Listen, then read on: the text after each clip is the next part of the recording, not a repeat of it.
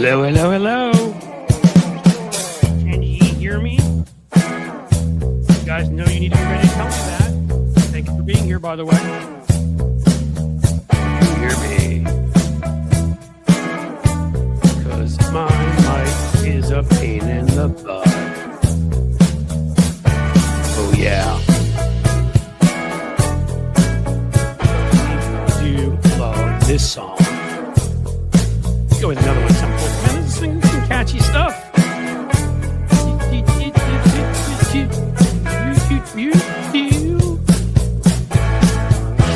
Right, smooth sounding. Thank you, Murkowski. Happy here, happy to be smooth sounding. Happy to be coming to you from the Queen City and Radio City. So cold as F. Well, hey, you guys are here. How awesome. And I believe you're hearing me. Let's get into the comments and see. Good beat. Yeah, you dig this song. Hear me, see me. I'm not singing a Who song, even though it kind of sounds like that. See me, touch me. Okay, well, I think I just got demonetized.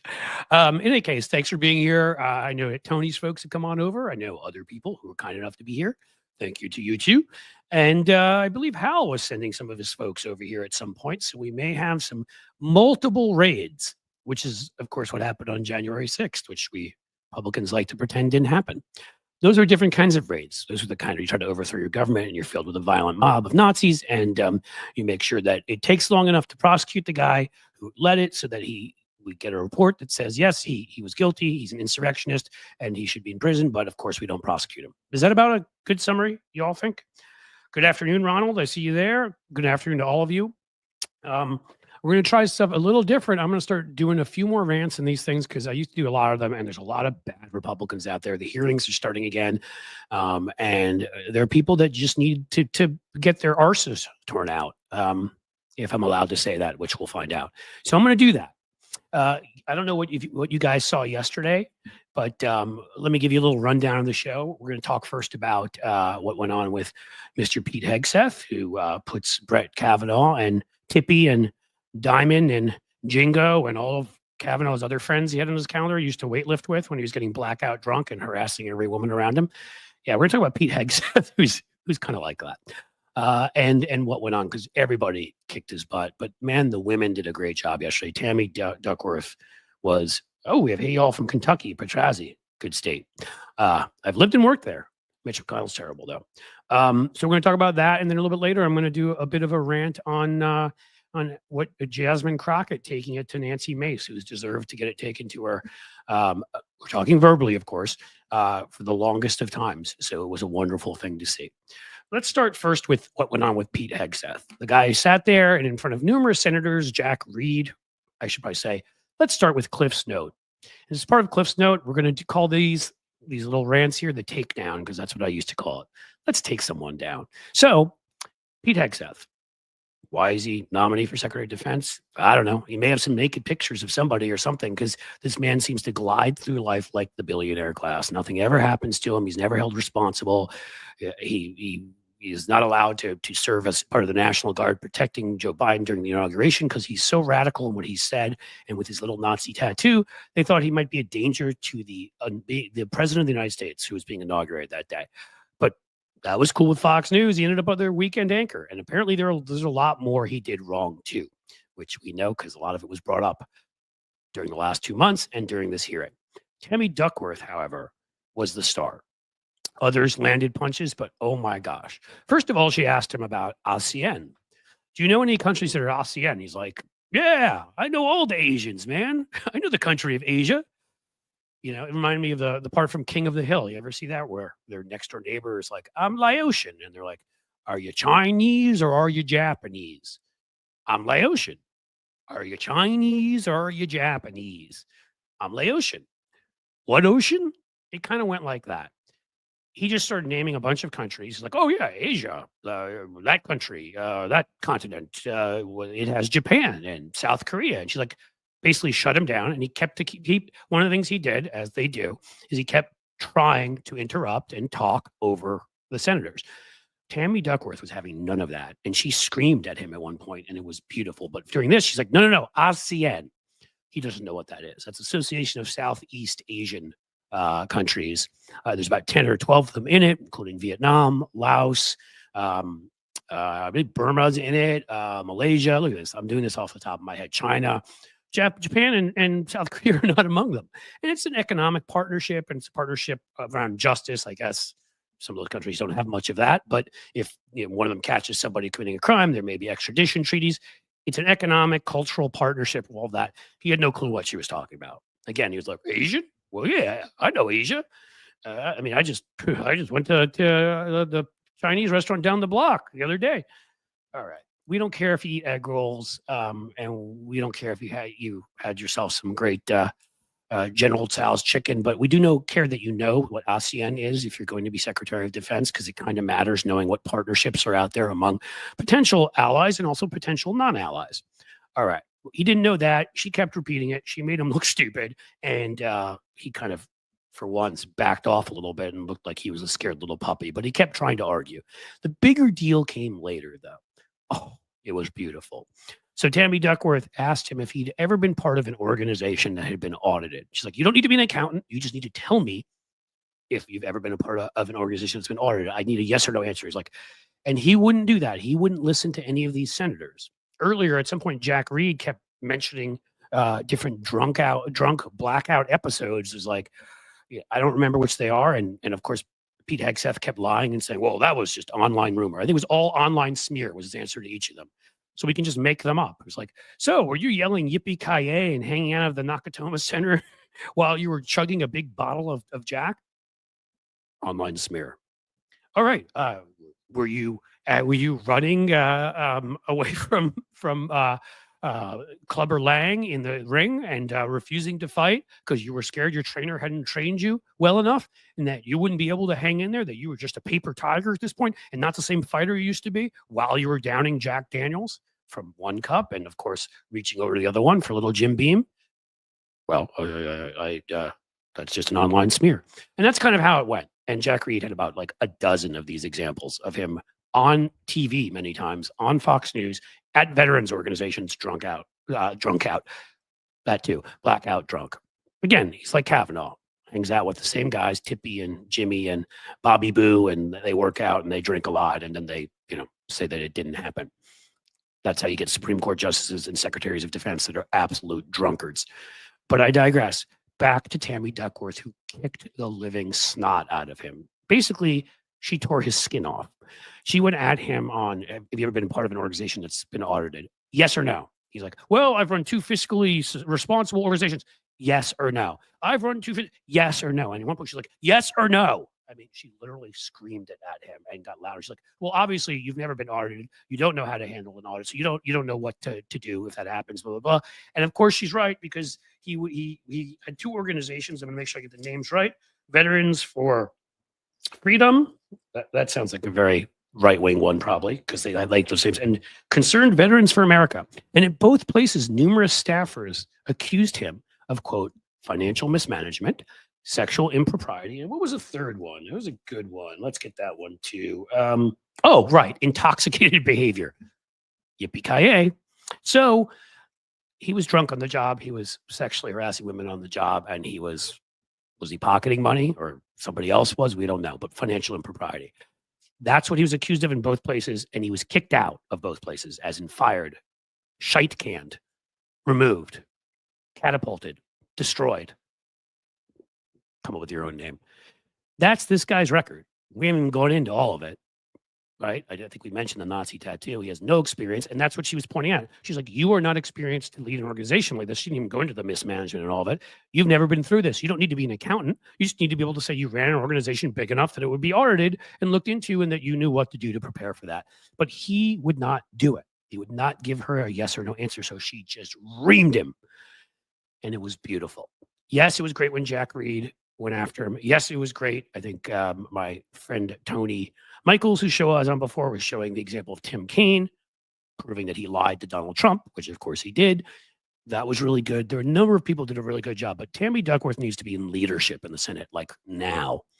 She is one of, again, what women did the other day. She is one of the, as far as I'm concerned, the best communicators, the best questioners, and It's time for the old guard to step aside, like in the House, where we've got young and up and comers who know how to use current technology.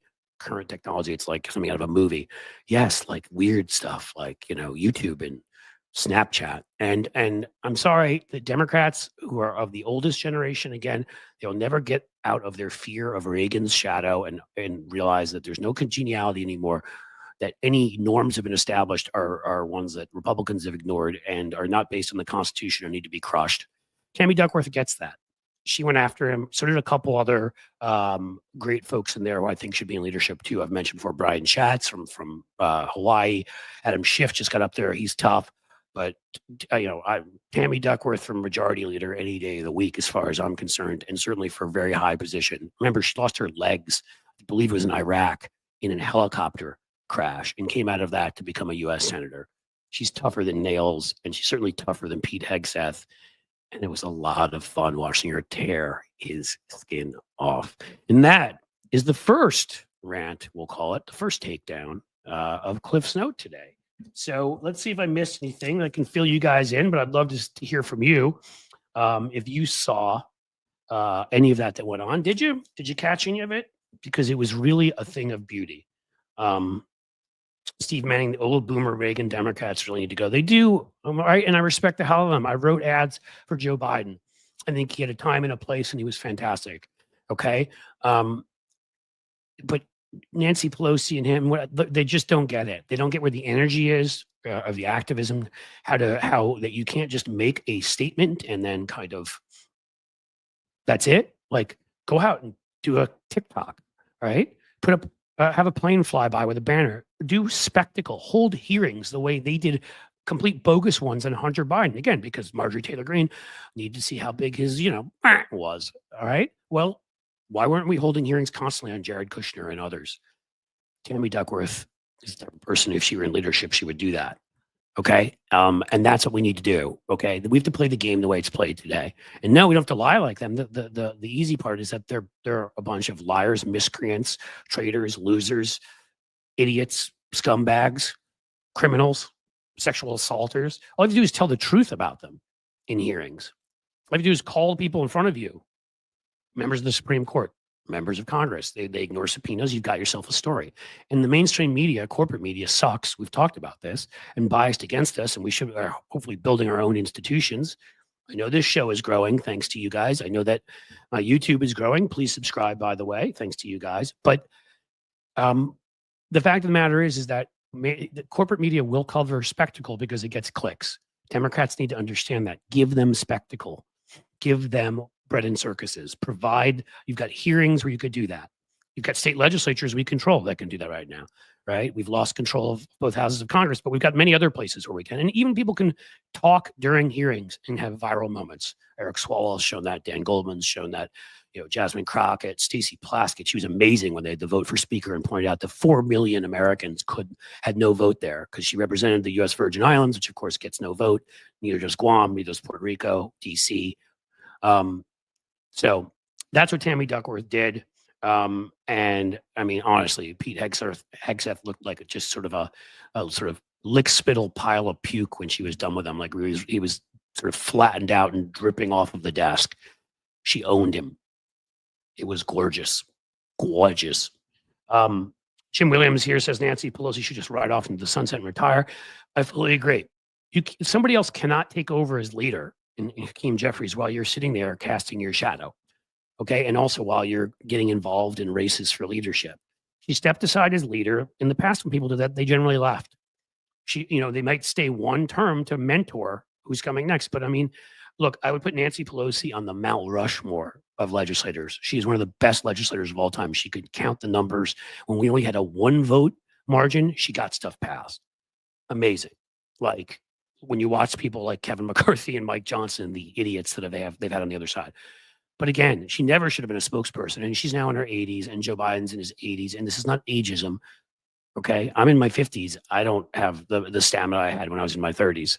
The strength, I just don't. And this is a fact of life. And I'm sorry, we're the Democratic Party. Democratic Party and liberals are not supposed to deny science. We're supposed to admit it. It's not being bigoted. It's being bigoted to say there's something wrong with people who are older for X, Y, and Z. I'm not saying there's anything wrong with them. And I will happily bow and say that a lot of these older folks did a great job. It's time to move on and let the folks who are younger, who have more energy, who have more aggression, who know what we're up against, fascism, who know that there is no congeniality left. There are no norms the other side will respect, and they know how to speak, and they need to take over. And one of those younger folks is right here, right now, and his name is Tony Michaels. Hey, what's happening? I'm trying to figure out how to stream to Tom Hartman is streaming to Substack right now, his show. And I was like, you know what I need? I need to figure this out. So I'm well, they just announced it, and that, you know, yeah, it was yesterday. Yesterday they opened up to everyone that has you got to meet certain things. So I'm trying to figure this out. I want that more. You know, I will say, you know, for my good friend Jim, who helps put these things up, you know, it's Substack and Patreon are the places for people to go and get the extra stuff they can't get here. And yes, keep sharing the YouTube as a place for people to subscribe, not become members, subscribe. Membership should be at Patreon and should be at Substack. And right now I've got the folks at Patreon right now and mine are getting, everybody's seeing the same stuff for the first week. I've really pushed it because I want folks to get an idea of what you get at different levels. And then, you know, I will deal with trying to get folks as much stuff as I can get, helping out those who have financial challenges, but then it's going to differentiate. And then at Substack for a little while, I'm going to keep doing everybody's going to get it for free. And I put you guys all in there automatically, as I sent you a note about, who are on Patreon, just so you'd be in there and you'd get something extra for free. So today when I post, as I said I would, even if, you know, I get struck by lightning, I will get home. I'll twist somehow. His arm, everybody. I'll twist his arm. I'll beat him over the head with a hammer. I'll go to Cincinnati if I have to. So he will. He's threatened me before. He's a very frightening guy. He's like Pete Hegseth on a bender. After, you know, Hegseth is, you know, after Hegseth is doing like you know, a vodka chaser to his rum and gin. You know, this is why I don't knock him on drinking alcohol so much, because I you know, Wednesday night is my karaoke night, so tonight is my night to go have a few drinks. So I don't disparage anyone who has a few drinks. Now, you know, if someone's running our national defense system, it's probably not a good idea for them to be loaded all the time. You know, every now and again, you know, I think it's all right, but if it controls your life and controls every aspect of your, you know, rather. You're having children with people that you're not married to while you're married to someone else. That probably, I don't know. That might, well, that the might kind be of thing effect. That if you were in the military, that you would get court-martialed for. You mean? Right. Exactly. That might be. I mean, right. That's what would happen. So we would have a commander-in-chief and a secretary of defense who both are actively have engaged in behaviors that would have any other member of the military court-martialed, and we're going to sit there and say that those are the types of people the military is going to want to listen to. You know, I mean, they're going to, that's their role models. Their role models are do it if you can get away with it.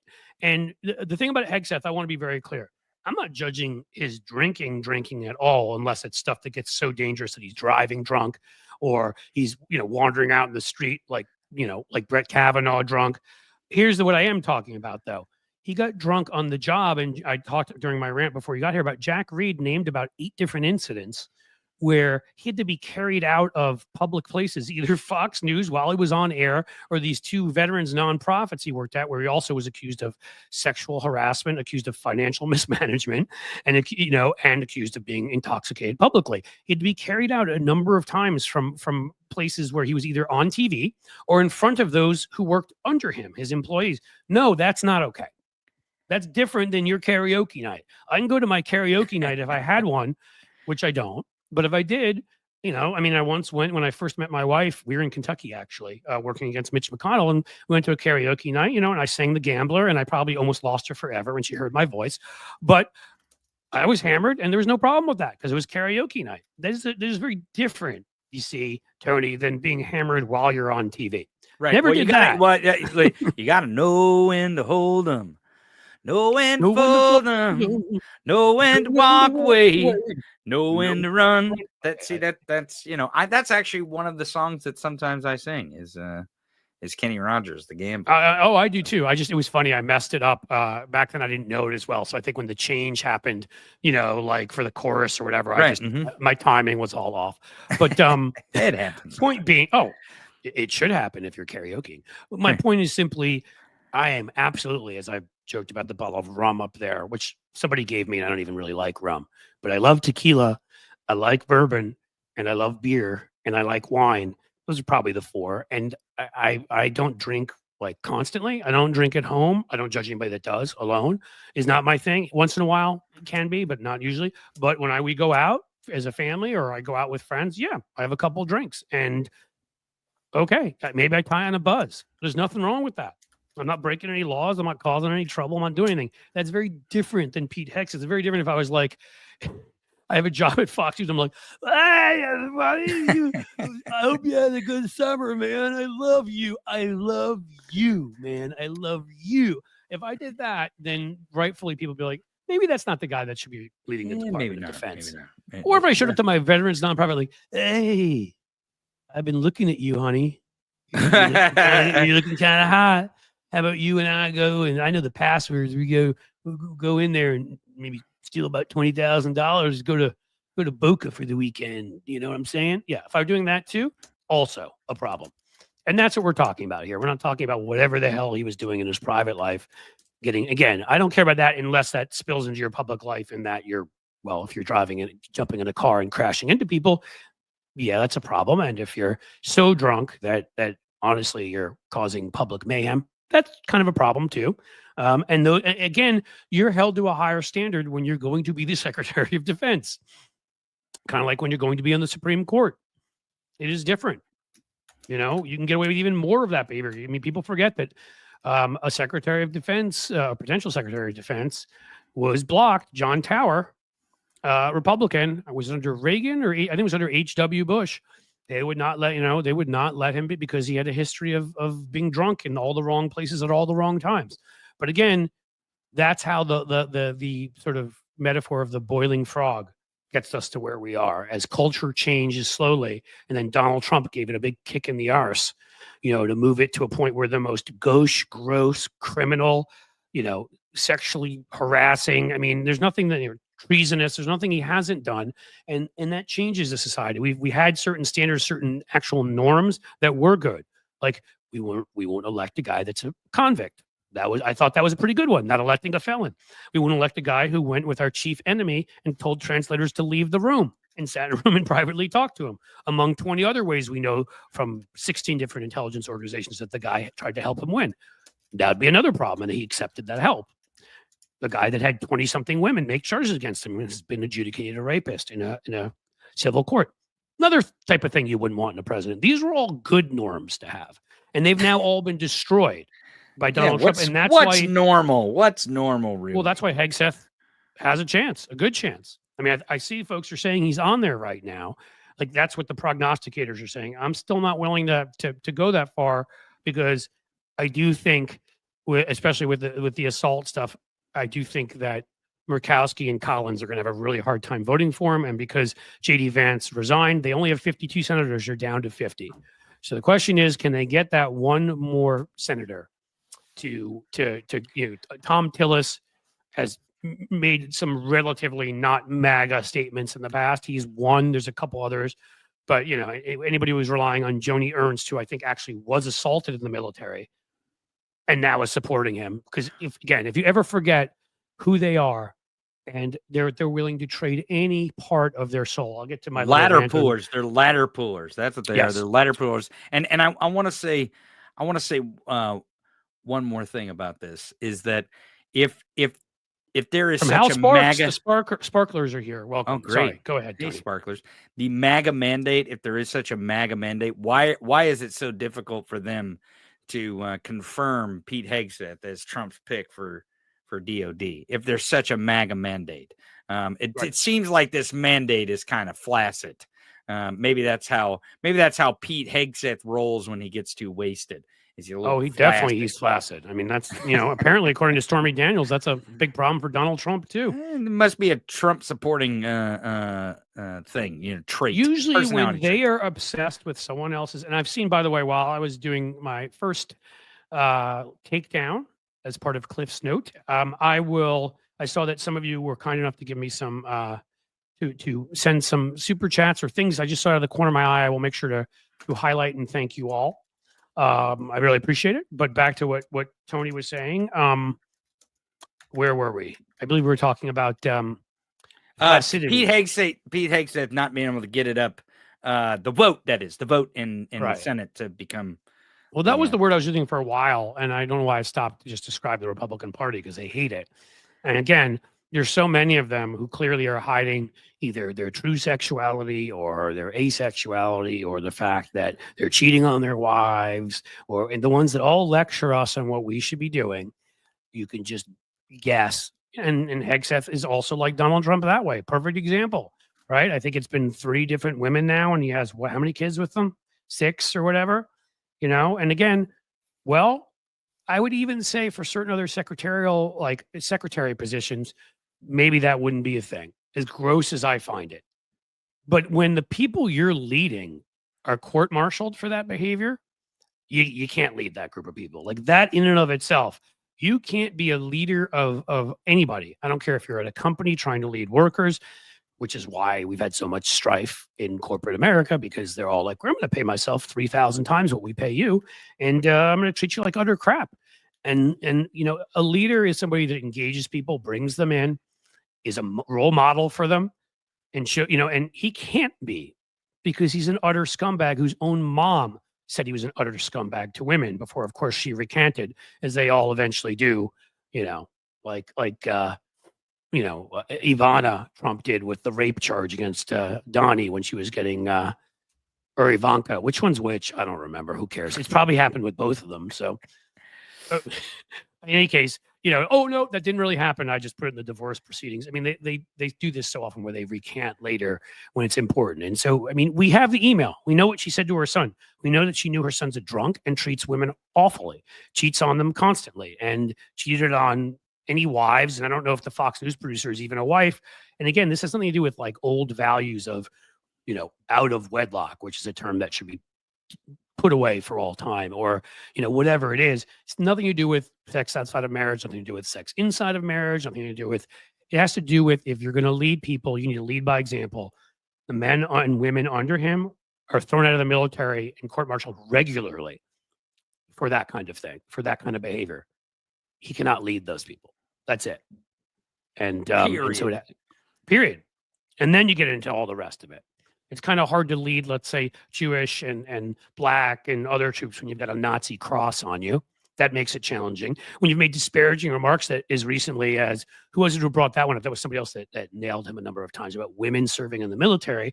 And you've said that as recently as like 6 months ago, that women should never be in combat. I believe he said that's a hill I'll die on. You first, bud. You go right ahead. Yeah, go die on the hill. Actually, I'm gonna go die on the hill with Substack. I'm gonna go try to figure this out so we can stream over there. So go figure it out and stream me to your Substack. Okay. Oh, sure. If I can figure it out. If I can figure it out, we'll get it figured out. All right, Cliff. Thanks. We'll see you. Hey, thanks for checking in here, Tony, and thanks for the raid. We'll see you. We'll see you soon. Take it easy. Yep. Rate it soon. Oh, absolutely. So as this is an episode where we're talking more and more about Democrats who've kicked Republican rear, I thought we might jump into a second example of that occurring yesterday. So let's give you Cliff's Note. I almost said Cliff's Notes. Cliff's Note 2, Electric Boogaloo, and also known as the second takedown. And you guys see what Jasmine Crockett, who we love and adore and is outstanding, is young, Black, female, has broken through many a ceiling to get to where she is, and is a member of Congress and probably one of the literally ass-kickingest, most eloquent, smartest members there. Anybody see what she did to Nancy Mace? You remember Nancy Mace? Nancy Mace was the woman who, and was I think she may have been the first woman to go to the Citadel. So she broke a ceiling too. And she ran as a moderate Republican back in the day. And on the day of January 6th, she was interviewed on the news. And like other Republicans who ended up voting for impeachment, especially ones who'd been in the military, Pete Meyer comes to mind. She was outraged, horrified. Oh my God, how could Donald Trump do this? We're really going to have a reckoning. We're going to have to, all over the place. One of the few days I've watched cable, she was everywhere. Right. And then when she realized that Donald Trump was going to challenge her in a South Carolina primary, she changed her tune. and became an evil, awful, nasty, hypocritical, just scum. She, of course, was one of the ones who turned against, with Matt Gaetz, who turned against Kevin McCarthy, which we don't care about. We only mentioned that she was in league with Matt Gaetz, a guy who every time he talks, his forehead seems to grow. And of course, never will be Attorney General in his life. He's got a great gig at OAN and or whatever it is. Really solid channel there. In any case, Nancy Mace pretended she was a woman of principle. And of course, she lacks any, because she is just like the rest of her party. Again, leadership comes from the top. And she looked up at the leaders and said, I'm going to do what they need me to do. So she needed to win that South Carolina primary. So she became a maggot. And she started attacking all sorts of moderates and anybody else who wanted to find a path to work with Democrats on anything. And it all came to a head more recently, where she decided that she was going to make, and again, I hate this. I don't know if I can say this say this word on here. So let's call it tans, on tans issues, okay? About tanning. She didn't want she purposely, so she could stick out and she could get support from the worst reaches of her party, the most bigoted, just disgusting, one brain cell, like needing a sponge bath very badly, kinds of members of her party. She wanted their support. So, we got to make sure that there's a bathroom for men and a bathroom for women. Like, she made this a deal with everything else going on out in the world with climate disaster and things going on in California that started before California, but still with, issues of kids being shot in schools, with all sorts of the terrorist attack by ISIS in North New Orleans. Now she's worried about bathrooms, and it's about one member who's elected who she does not want to allow in the women's bathroom. So tans. That's all she could talk about. She can't shut up about it because and Jasmine Crockett called her on it yesterday. First of all, have you ever seen Nancy Mace walking around the Capitol? Like, did you ever see that picture of her in that sort of weird dress where her legs looked like two pogo sticks? Is there something wrong with her that we should know about? Is she doing something to herself? Is she harming herself in some way? And I'm sort of half serious, because there's something wrong with her, because those didn't look like legs. As I said, they looked like pogo sticks. And am I being mean? Yes. Does Nancy Mace deserve it? Yes. I don't feel bad. But I digress just a bit. So Nancy Mace was in committee, and they're having a hearing, and Jasmine Crockett is there. And Jasmine Crockett struck out against her and said, well, I know some people in this committee desperately need campaign funds, so all they can say is tans all the time. But listen, child. And she called her child, as in child. And that's just an expression, as we all know. But when you're a Southern white lady, you don't accept an expression like that from a black woman. Well, you're the one who gets to call them child, right? I mean, God forbid she call you that. So Nancy Mace blew her spadoinkle all over the place and started screaming out, don't you call me child? How dare you call me child? I've broken more glass ceilings than you have. No, you haven't. You broke that one at the military. Think about everything that Jasmine Crockett, as a young black female lawyer, had to accomplish. And if you acknowledge anything of your South Carolinian roots, there's probably a 50-50 chance that your family going back long enough may have owned people like Jasmine Crockett. So you benefited a good chance from their labor, and Jasmine Crockett's family had their labor stolen from them. If she's from this country going back far enough, I don't know both of their histories, but did not acknowledge, she's gone through a hell of a lot more than you, Nancy Mace, you clown. So the clown who sells out all of her principles and has the pogo stick legs decided that she would, yell at her and scream at her. Oh, Nancy Mace, Jasmine Crockett, you don't know who you're talking to. I've broken ceilings. I'm not scared of you. I mean, she's just yelling all sort of random crap back at her, and she didn't realize who she was dealing with. We know who Jasmine Crockett is. Remember the 6 Bs? We even have a t-shirt, by the way, if you want to check out the merch store, where we have it on a shirt. I got to make sure I get them right, because I always forget them, right? Bleach blonde, bad built butch body. Bleach blonde, bad built butch body. That was fantastic. And of course, that sent MTG spiraling and losing her mind. That's who Jasmine Crockett is. She knows how to hit back. She's not one of these older folks in the Reagan crouch. It's like, are Republicans going to hurt me? Are they still really popular like Ronnie was? No. Jasmine Crockett kicks butt. And so she's done it to MTG. Why would she be scared of Nancy Mace? So she basically sat there as Nancy Mace said to her, tried to say to her, and again, this is who the Republican Party is. She's like, you want to take this outside? She actually said that. A sitting congresswoman said, do you want to take this outside? I thought maybe next we get some cool pre-Civil War stuff. Maybe there'd be a duel. That's Nancy Mace. White supremacy in a bottle or in pogo stick legs. I mean, I'm sorry. I don't think everything is racism, but I think a young black woman questioning this woman from South Carolina who served in the military, came from a long family, I believe, in the South. She wasn't going to have any of that. So she lost her mind. She challenged her to a fight outside. And of course, then they started calling for order. But the key here is that Jasmine Crockett did what she does. She stood her ground, didn't give in to Nancy Mace one bit. She called her out for the scumbag she is for attacking a group of people and cruelly trying to go after this group of people and make them your punching bag.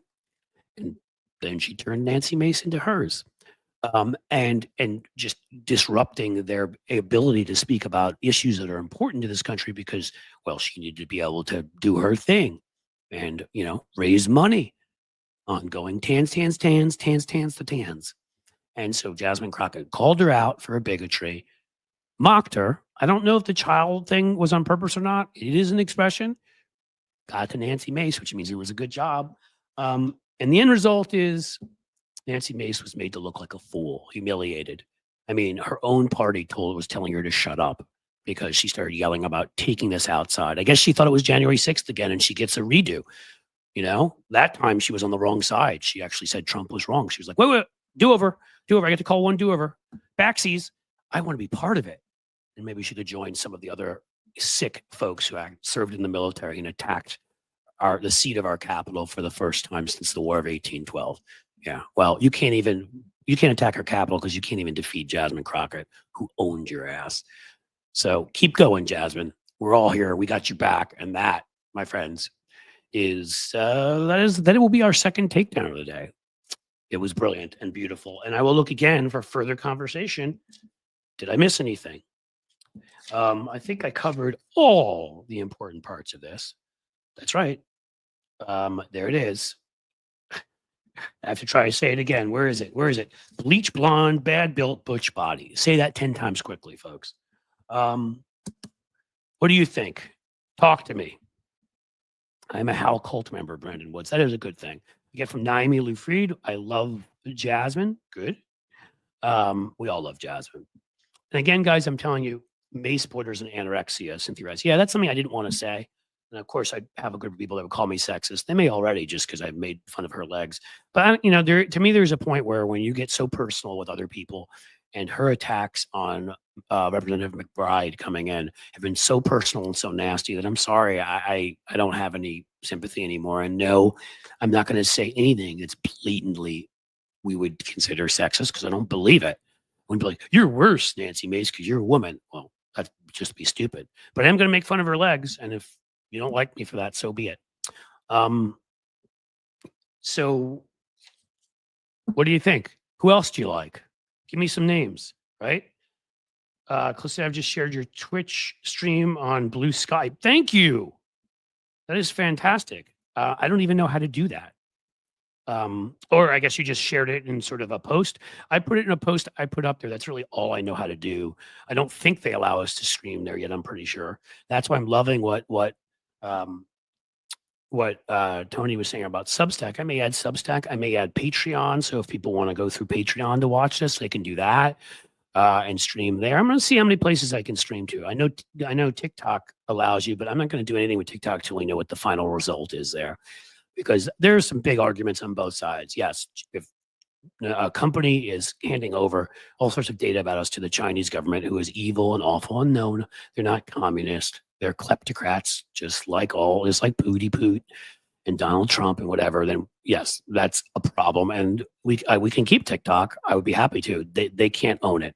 Anybody who's a national security threat, which by the way includes Elon Musk, should not be allowed to have contracts in the United States and should not be allowed to own companies here. That's my belief on Elon Musk right now. Don't believe he should be allowed to own Twitter. Don't believe he should be allowed to own anything, or get the hell out of the country. Go back to apartheid South Africa, where you formed your original opinions. You'll be more comfortable there anyhow. We really care about these things, about our national security, and we're not just mouthing the words. So that's with TikTok. I'd be happy for it to continue. I don't want, obviously, some crazy Trumper buying it. Even just an objective source who doesn't care about politics buying it would but whatever, we'll see.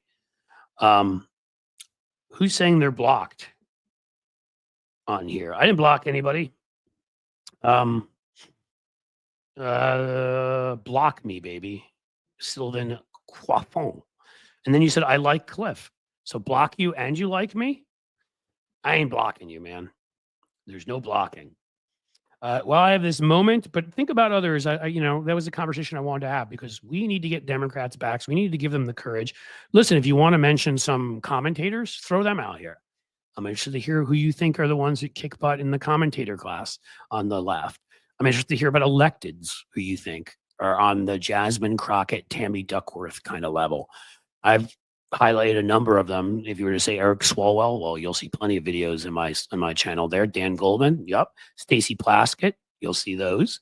Jamie Raskin, you'll see those. The biggest irony of them all, and the one that actually kind of hurts a bit, and more than that pisses me off, is one of the ones I used to put up there was John Fetterman, who went from being an ass-kicking Democrat to somehow becoming is he a Trumper at this point? If he votes for Pete Hegseth, I mean, I get he's doing some things because he's worried about being reelected in Pennsylvania, and I give some leeway on that. You can even say you're open-minded to certain Republican nominees. I don't care if that sounds better back home in Pennsylvania, but my God, if he casts a vote for him, that's it. It's amazing. And actually, when I see Jonathan Black, is it saying Fetterman had me fooled? He had us all fooled. I don't think it was fooling us. I think he has these beliefs. I think, he was who he was when he was mayor of that town. I can't remember the name. I apologize. A small town. And he used to put tattoos on his arm for every person who was killed. I think that was all real. I really do. And I think his persona was real. I just think he saw what happened in Pennsylvania and he's scared. And I didn't think that was him. I thought he was a guy that had the courage of his convictions and would say, Bob Casey lost in Pennsylvania. That's a shame. He was running against a billionaire. It didn't help. And it was obviously Trump won it. But Fetterman has always appealed to certain Republicans just for his whole look and his whole anti-establishment being. He doesn't need this. And how he doesn't know he doesn't need this.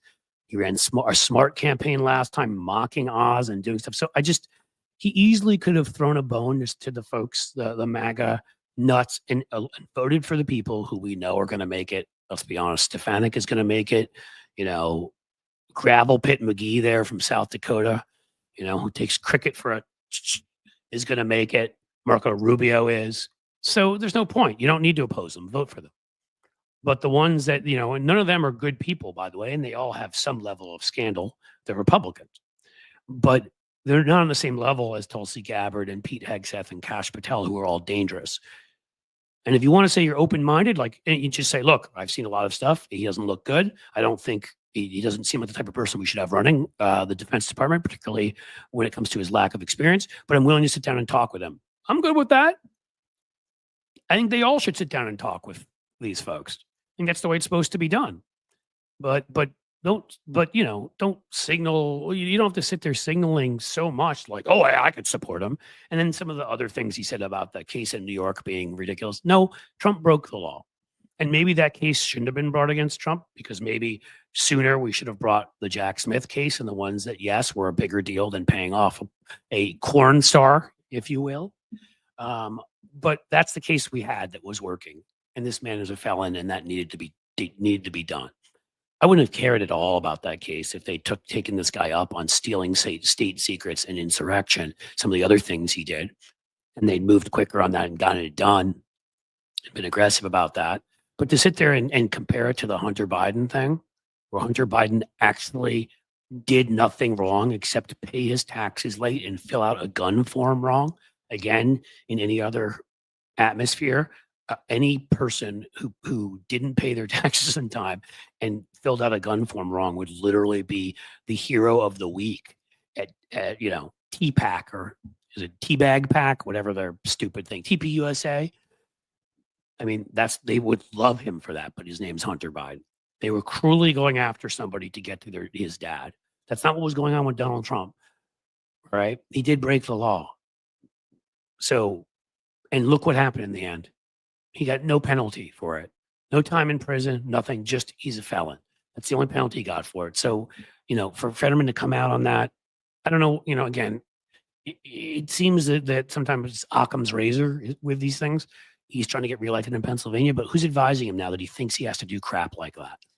He could even work with Trump on a couple of things when Trump's president that are beneficial to Pennsylvania, okay? And not sit there and say, Trump's a great guy and blah, blah, blah, work with him on things. And now, that and some other things would be enough to get him reelected. He doesn't need to do this other crap.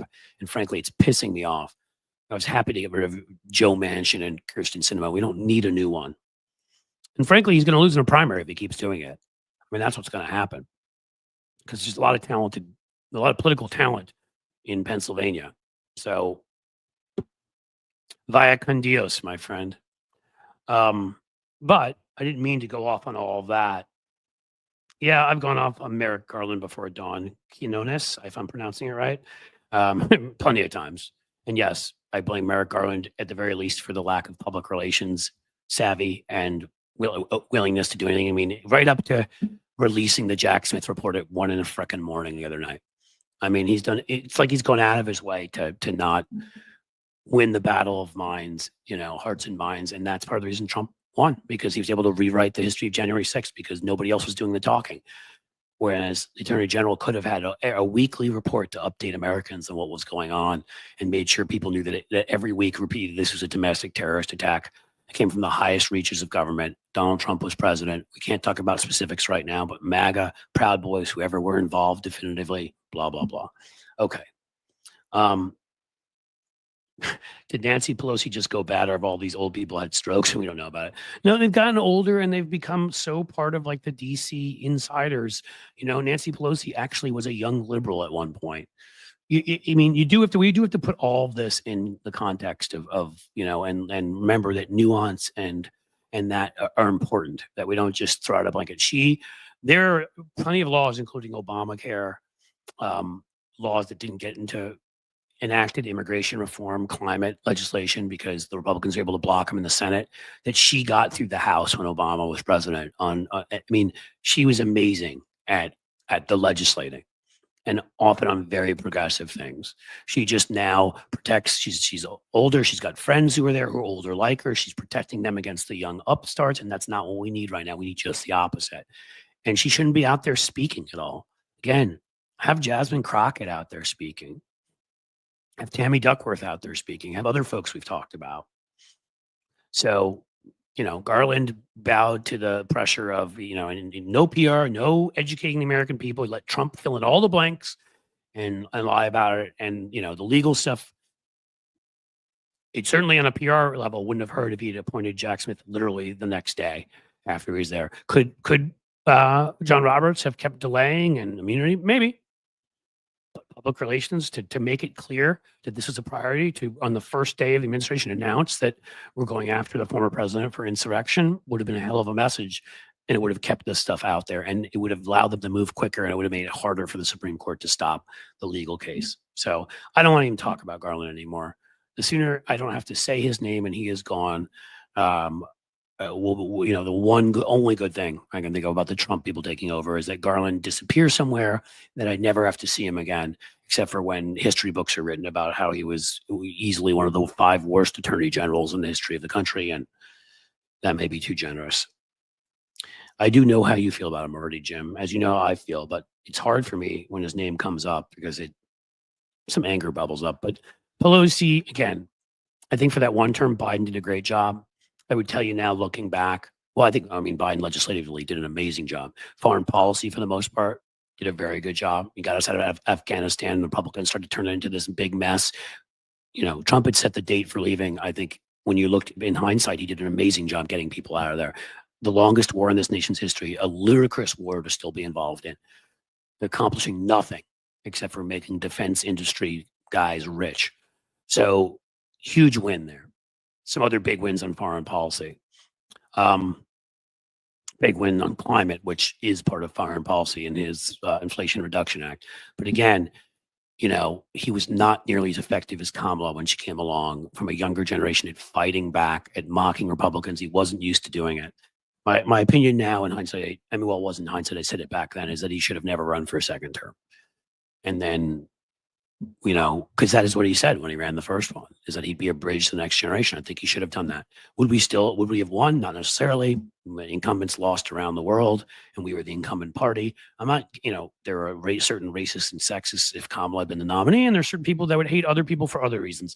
I'm not going to retcon any of that stuff. I don't know what would have happened, but I do think this is just part of a broader sort of, it's time for the 80 and 70 somethings to go. When Gen X, and I'm Gen X, but I'm the middle part, when the leading edge of Gen X has hit 60, which is where we are about now, Gen X is ready to take over, okay?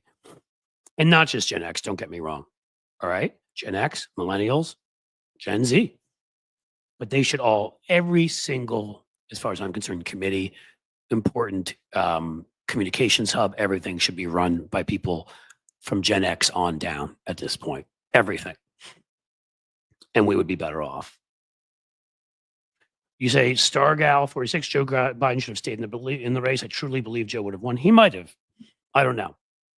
I will say I don't know either way at that point. I don't think it ever should have gotten to that point, is what I'm saying. At that point, there weren't a lot of great options. And, I saw the numbers that had him buried in the dirt. Now, granted, maybe the racists and the misogynists would have stuck with Biden, but then maybe the ageist don't vote for him because the media kept harping on his age. I just don't think we can know. So I think it is what it is. See, someone saying Pam Biondi, of course, said that he would answer the 2020 election. Get used to it. I think any of these folks who come in are going to avoid that question if they're asked, because of course they know if they go against Trump that they'll get dumped. This is what he did for his own pathetic ego, his own flaccidity, as we talked about earlier. Flaccid. It's a good word. And overall, as Nikki Oliver said here, President Biden was a good president. The only area he failed is in understanding that right away that key norms and developed norms over years that were not constitutional needed to be dropped. I believe that he had a historic presidency. His legislative record, I mean, I'm not sure it certainly matches LBJ's or FDR's. I mean, and he didn't have the majorities. The Inflation Reduction Act, the stimulus bill to get shots in arms, the infrastructure bill where he got Republicans to come over in their own self-interest and pass this huge, which we needed, our infrastructure being upgraded. The first gun safety bill in 30 years. And yes, it wasn't nearly enough, but it closed two very bad loopholes that save lives, and that's what that's about. Did I say the Inflation Reduction Act? I said it earlier. I may have said it again now. That had so much great stuff in there, like the climate stuff. It also had, that bill also had the one of the most important things we've been fighting for 30 years in DC and stopped by mostly Republicans, but also some Democrats from pharmaceutical states, being able to give Medicare the right to bulk negotiate like every other country has for prescription drugs, and like the Veterans Administration has. And that's cut the price for seniors by 40%, 50%. That was huge. I mean, legislatively, there's no question. I mean, I think you'd look at him legislatively and you give him an A+. I think you'd look at him foreign policy wise, you give him a B+ or an A-. In democracy and protecting democracy is where the only place where he failed, where he wasn't up to the job of, because again, that list of things I always give here, from the debt ceiling to the filibuster to the number of Supreme Court justices that aren't in the Constitution, after an attack on our Capitol and an attempt to overthrow the government, it should have been, okay, all hands on deck. We're expanding the size of the Supreme Court, and we've got the majorities, and you know how we're going to do it? We're going to do it because the filibuster is not constitutional. And of course, Kamala Harris is going to, as the presiding officer in the Senate, because the majority leader position was created, it doesn't exist in the Constitution. We're going to have Kamala Harris stand up and say, call a point of order or whatever it's called, and say that it is unconstitutional. The Senate was written as a majority chamber, kill the filibuster, and then we could have passed all the legislation we wanted. We could have added states like DC and Puerto Rico if they wanted, Guam, whatever. We could have stepped forward on choice and guns and all these kinds of things. And then we also could have passed a bill saying that, due to the fact, quite frankly, this is true, okay, this isn't me just hiding from politics, that the United States has grown 11 times since the end of the Civil War. And the end of the Civil War was the last time we added a justice to the court. Well, you know what? They reject 99 point something percent of cases. They can't even do their jobs. The Supreme Court shouldn't be 9 justices beyond the politics of it because they don't have enough people there. And if you want to depoliticize it, you add more members and you have a rotating cast to look at different cases. So the right couldn't game it out and try to send like an abortion rights case there because they wouldn't know which justices they're going to get. Expand it. People said 13. I wouldn't do that. I'd expand it to 17. I mean, a country got 11 times bigger. The least we could do is make the court maybe 2 times bigger. 17 justices, panels that handle different cases. Now, if he'd done that with the Supreme Court and other courts, by the way, and said, Constitution says, no specific number, Constitution says, no filibuster, there's no debt ceiling. You think you're holding me over a barrel? It says in the Constitution, we pay our debt. It was an accident of history because we were spending so much during World War I. Nope.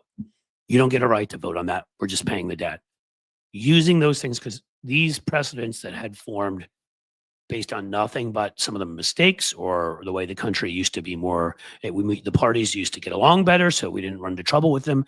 For us to function, needed to be eliminated. And that is where Joe Biden failed. And that's why, as someone who worked for him and respects his presidency, again, in 2020, not in the presidency, just on the campaign, I will say that he was willing to break a couple of things along the way, a couple of norms to get some judges through quicker. He was willing to break some norms in what he was willing to say about Republicans. There were some things he was willing to do. I'm trying to think about. So I wouldn't give him an F or a D, but I'd probably give him about a C or a C- on that. And that's an honest assessment. But the truth is, he's a top 10 president.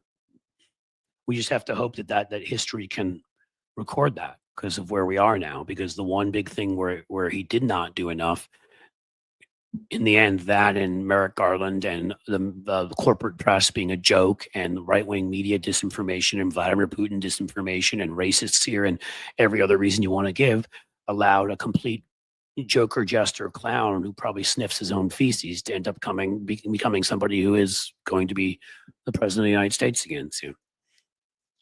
And he's a traitor. So Electoral College needs to go as well. Mark Lamont, I agree with you. That's not as easy as the other things I said, because that is in the Constitution. There is something called the Interstate Compact. They really need to give it a sexier name. How about the winner wins? Where if enough states, there aren't enough yet, but if over 270 states with over 270 electoral votes get in there, then we can, then it won't matter anymore. The Electoral College will cease to exist. And that is something that we can do and push for that. But Constitution, anything that's going to take a constitutional amendment is going to be tough. And by the way, I said earlier, states, that's not a constitutional amendment. You just do that. You get rid of the filibuster, DC would become a state immediately, right? Puerto Rico would become a state. I don't know. We have to look at the size of the Northern Marianas, U.S. Virgin Islands, and Guam and decide if combined they have similar enough interests that they could be a combined state, or even though some of them only have 200,000, if they need to be their own states. Wyoming only has 500,000. So I don't know, but we could have, put it this way, there's no way we should have added fewer than 6 senators. That would have mitigated some of the problem we're dealing with. That's also in the Constitution. It gives two senators to each state. So, the cow states like South Dakota and North Dakota and places like that have no actual people end up sending 2 Republican senators almost automatically. That would have made up for some of that. These are all things that could have been done. The Electoral College, the compact is the only thing that we can do with that because that is constitutional. Get a job, you eunuch. Father, son. I don't know who you're talking to, but if you are somebody, let me know if that father, son person there is a troll. Because if they are, then I'll have mean things to say. But I've jumped the gun on this before. If that is somebody responding to a troll, I will wait and see.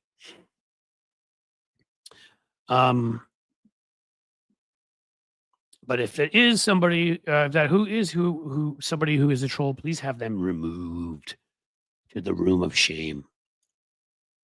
Sylvain Coiffon, Pelosi had plenty of decades to protect abortion, never did. Well, that's not fair. They did pass a number of bills in the House to enshrine abortion rights, and it never was passed nationally.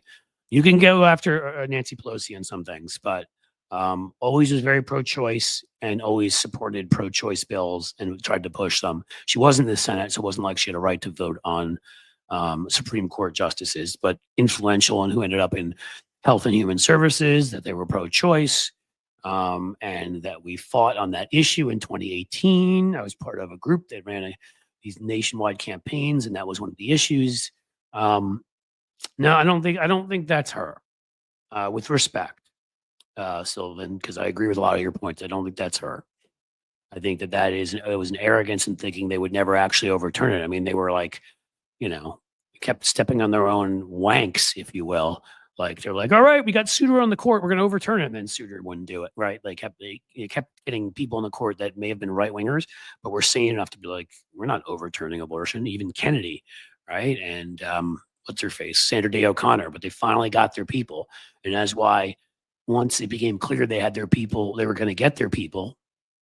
The minute that Biden was in office, again, you get rid of the filibuster and say it's unconstitutional, which it is. You're able to enshrine abortion rights in the Constitution. And the last one is right now that frustrates me is the ERA. Think about the energy we'd be given with the Equal Rights Amendment. It's funny, I just clicked on this 250 comb. ERA was never ratified. If it had been, do you think we'd have abortion rights issues?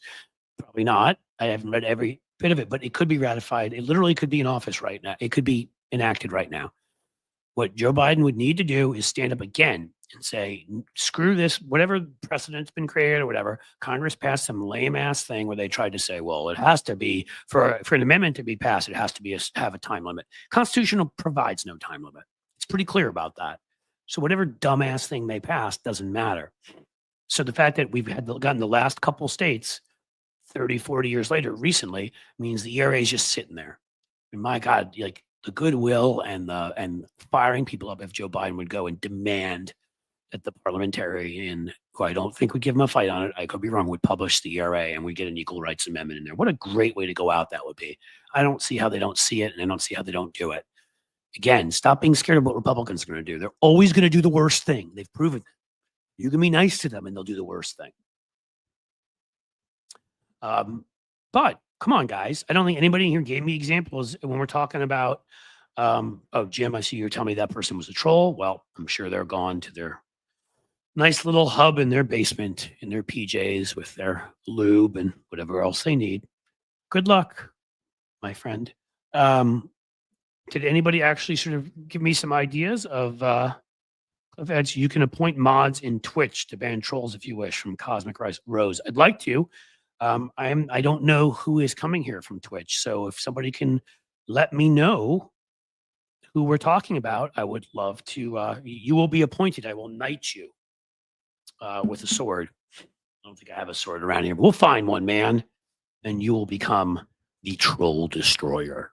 Yes, I'd love to have mods over there in Twitch. That would be helpful. I do have one friend who works with Hal also, whatever, who's offered to be a mod here. I meant to put her in touch with you, Jim, Andrea, and I don't know if Andrea's in here right now, but if she knows how to do it at Twitch, we could have her do it there, I guess.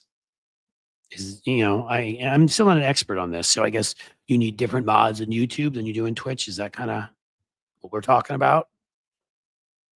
Don't know. What I do know is, did you guys give me any other names of people that are badasses? Oh, the governor of Washington State might be in DC sometime in the future. He's a badass. We get that from Damon A. I am now embarrassed because I don't know the name of the governor of Washington. And I should, but I don't. I can't know everything, folks. And by that, I mean most things. Is Jay Inslee still there? No, this is final address, I guess. Governor McGee said to deliver his. So is that the new governor, Governor McGee? I assume McGee is a good one, good guy. No, that's Rhode Island Governor Dan McGee. Why did that show up in Washington? Hello. Why don't I just let you guys tell me whoever the governor of Washington is? J.B. Pritzker in Illinois, the Bob Ferguson. Okay, I'll be looking at Bob Ferguson. You guys can tell me who to look for. Mel Welker, were you ever go on the Vanguard? I assume you're asking me. I got to be honest. I've heard of it. I don't know exactly what it is. It sounds like a show that would be further to the left than me. And you know what? I go on it in a second. I've said before, I'll go on any of these shows further to the left. I mean, as long as people are debating in good faith, I'll debate them. And maybe I'll agree with them on some things because I consider myself to be pretty much a social democrat. Trazi asks a great question here. How's Aftab as mayor? I knew Aftab before he even run for clerk of courts here. I've known him for years when he was a young up and comer. So it's hard for me to be objective because I like him a lot. But I think overall he's done a pretty good job. I think, we just had a massive snowstorm. It seems like things were handled pretty well. Streets were cleared pretty quickly. He made the one mistake, which some of you will laugh at. And he listened to a dumb New York political consultant. I know who she is. She's been in tabloids. I'm not going to say her name, but I bet a lot of you will know who I'm talking about, who told him that he should talk trash about the Kansas City Chiefs because the Bengals had beaten them a couple of times in a row. And he referred to Arrowhead Stadium which, by the way, shouldn't be the name of a stadium, but I digress, in Kansas City as Burrowhead Stadium. Joe Burrow, our awesome quarterback. And then we lost the game. And that pissed a lot of people off. So that was not necessarily the most politically savvy move, but he's made a bunch of others. He's a charismatic guy. He's pretty likable. I so far, I think things have gone pretty well in the city. We've had ongoing problems. We have a child poverty issue here. Crime, I believe, is not terrible. It's here more than the city's the right likes to talk about. We have some crime, but it's not, but I don't think it's gotten worse. But feeling overall is, I think he's a good guy, a charismatic figure. He gives people here a lot of kind of confidence. Maybe we'll have Aftab on. That would be fun to have a mayor of a city in the Midwest on, and why not have one from the city I'm from? Talk about stuff. Who else we got? Dusty Smith. Who's Dusty Smith? Jeez, guys, you're making me feel like I'm ill-informed at this point, which perhaps I am. We did have an election. Lots of stuff happened. Mark P. Somebody has here. I don't know if that is I'm looking for you. And I'm just so you guys know, I'm just looking through here. See if I missed anything. Okay, I went back all the way back up to the trolls argument and all of that. So I'm coming back down because I don't think I missed anything. What else you got for me? Yes, thank you for this. Cosmic Rose. I almost said rice. I like rice. It's very, just kidding. Yeah, again, still, I'm not asking for memberships there. That I want a Patreon, but I'm asking that you go. Our subscription numbers, I would say to anybody who's watching this right now, our subscription numbers have been stuck in mud. We got to 100,000 or so about a month and a half ago, maybe, and have gone up and down. They crushed some. Andrea is here. I see her. They crushed some of our. I guess they were bots, but YouTube doesn't tell you anything. And so if you guys could all help jack up that algorithm again, like anybody here who is not subscribed, can you please go here and subscribe to my YouTube? If we got 50 new subscribers, let's just say right now, 100 new subscribers, 20 new subscribers, I'm going to ask you to do it right now if you can. If you're watching this, please go do it. And no plaque still, right, Jim? I think they're now I'm over 100,000 for the third time, so now they're going through everything again. And I'm not going to even ask for a plaque until I know I'm staying over 100,000. And if I'm being honest with you, I don't even care that much, right? That's a status thing, and I'm not that into that. It will be cool because I guess it'll feel cool for me as an accomplishment, but I don't want to go. I'm not big on showing it off. I care more about the fact that over 100,000, they give you the blue check so that you are you, and it is determined that I am a real human. I'm a real boy, a real boy. And I like that they let you sell your merch on YouTube. Makes it easier for me to share it with all of you. Though I've said if they by doing that they say that's the only place, I will not do it because again I want the stuff to be out there in various places. But I do want that blue check. Just it makes it easier. People know I'm not some fake. And I want supposedly after 100,000 you're supposed to take off. Can you use Patreon from Australia? Mel Welker is asking. Of course you can. I don't think. Do not think, Jim, if you can share the Patreon again, Mel, if you jump in there, I would be so appreciative. On Patreon, I do not believe there is any Australian policy that says Patreon is dangerous to wombats. I think you're good. Hello from down under. I try to do my best down under, but you know, I used to be able to do it better when I did it more. What's his face does a great job of it. Ryan Reynolds, if you guys are Deadpool and Wolverine fans, oh my god, when he does Hugh Jackman's accent, it's hilarious. Got a couple of small boys down under. Okay, I'll stop. So yes, please, please, please, and I'm gonna say again, please, please, please. Although I guess you said YouTube, become a member. Yeah, become a member of Patreon. Member of Patreon, subscribe to YouTube. That's what we want. That is the perfect thing. And then, you know, Substack, I haven't even written my first post yet. So I do want you guys to go there, but it will be today. I told you, rain or shine or a large asteroid heading towards just Cincinnati. I'll get the post up there. Sign up for all of those. Are you Discord Cliff's Edge 0? Well, that's interesting, Stargal, unless someone set it up for me, which they may have, because Cliff's Edge 0 is what I am at Twitch. But I was not aware I had a Discord. So maybe somebody got very aspirational and moved ahead of me and set that up. But again, you know, and Discord, I've heard enough that down the road, I can see doing that. But like right now, it's tough enough managing. I mean, TikTok may be gone, right? Instagram, I'm not so hot on getting involved with right now because I hate Mark Zuckerberg like the fire of 10 billion suns and all of his pent up energy when he was an incel in high school and college. That's how much I hate him. But I may do Instagram eventually, but I'm not running to do that. But the platforms I'm on, I've got to keep, you know, YouTube humming along smoothly. I'm not even still right now. I'm going to have somebody help me get enough stuff up on the community wall so you guys get good memes all day and other writings of mine. I've got to, for the existing YouTube members and people I'm sending over to Patreon, I've got to get constant stuff up there. And I feel like those are great places for community. And I feel like Substack, again, is going to be a great place for community. You're in direct contact with people. I'm on Blue Sky too.